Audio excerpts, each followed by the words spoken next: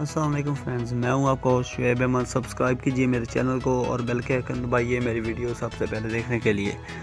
दोस्तों, पहले की तरह आज मैं फिर आपके लिए लाया हूं एक बहुत ही इंटरेस्टिंग वीडियो, जिसमें आपको बताऊंगा कि पाकिस्तान की जो मूवीज़ हैं वो मैंने सीरीज़ शुरू की है या फ्री डेली आपके लिए अपलोड करता हूँ।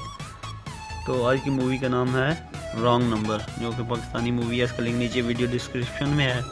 तो आपने किस तरह मोबलिंग जैज़ की सिम पर इसको फ्री में देखना है, तो इसके लिए आपको सब पहले ये वीडियो देखनी पड़ेगी।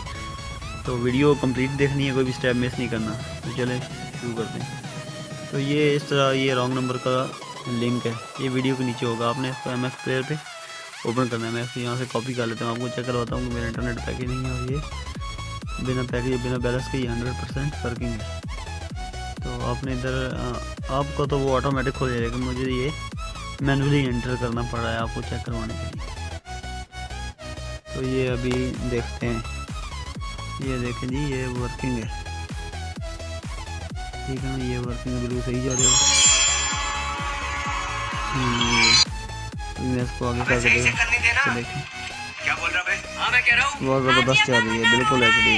अरे तो क्या मैं मुन्ने के साथ रहूँ क्या? 4G एरिया में ये बिल्कुल HD काम कर गया। अभी मेरे पास 3G है, लेकिन फिर भी HD में काम कर रही है।